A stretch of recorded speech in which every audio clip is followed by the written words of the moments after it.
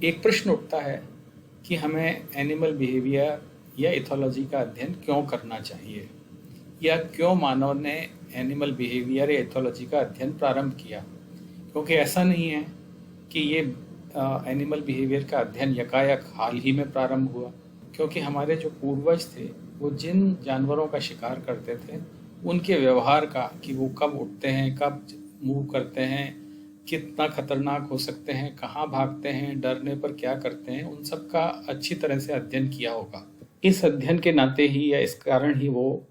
सफल रहा होगा, समय समय पर अपना शिकार पकड़ता रहा होगा और अपने उपयोग के लिए जानवर पकड़ता रहा होगा। जैसा आप जानते हैं कि मनुष्य ने बहुत लंबे समय पहले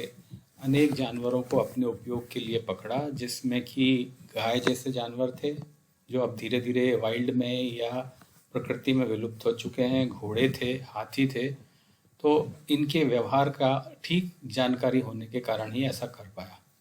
लेकिन आप कहेंगे कि अब तो हमें इसकी आवश्यकता नहीं है, अब तो हम जंगलों से चीज़ें इस तरह से पकड़ कर नहीं लाते हैं,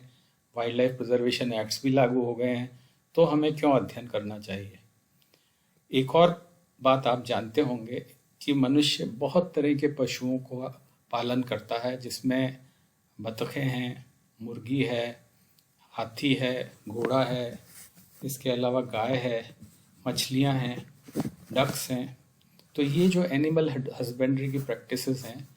इथोलॉजी या एनिमल बिहेवियर का अध्ययन उन्हें भी प्रभावी रूप से करने में या फार्म एनिमल्स को समझने में हेल्पफुल होता है या लाभदायक होता है। अभी तक हम लोग मनोरंजन के लिए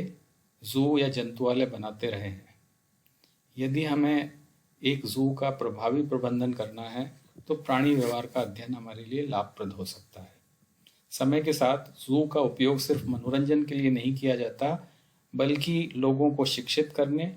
और ऐसी वन्य जातियों के संरक्षण के लिए भी किया जाने लगा है जिनकी प्रकृति में संख्या बहुत कम हो गई है, या प्रकृति में कुछ ऐसे कारक हैं जिसके कारण उनका प्रजनन उतनी संख्या में नहीं हो पा रहा, या प्रकृति में वो उतनी संख्या में नहीं बच पा रहे हैं। तो कैप्टिव ब्रीडिंग या कारा प्रजनन कर उन्हें वापस वनों में छोड़ने के लिए भी जू का उपयोग किया जाता है।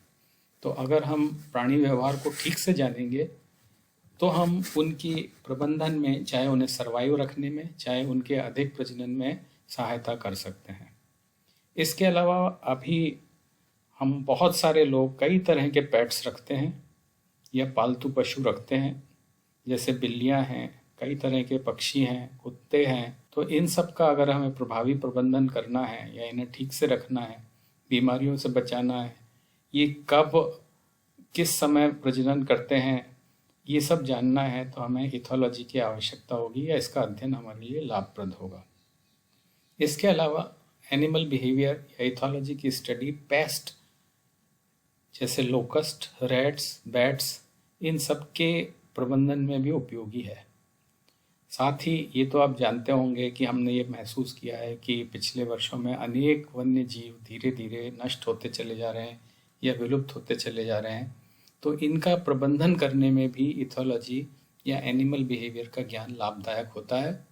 चाहे वो प्रकृति में या वाइल्ड में उन्हें अध्ययन करना हो, या उनका कंजर्वेशन करना हो, या उनकी कैप्टिव ब्रीडिंग करानी हो। इसके अलावा एक और महत्वपूर्ण बात यह है कि प्राणी व्यवहार या इथोलॉजी के अध्ययन से हमें स्वयं के व्यवहार के बारे में कुछ रोचक तथ्य ज्ञात होते हैं और हमें समझ में आता है कि हम जैसा व्यवहार करते हैं वैसा क्यों करते हैं, या इन व्यवहारों के विकसित होने का क्या कारण रहा होगा। क्योंकि मूलतः मनुष्य भी पशुओं से ही उद्विकास होकर आया है, तो जो मूल प्रवृत्तियां हैं वो वही हैं जो कि पशुओं में पाई जाती हैं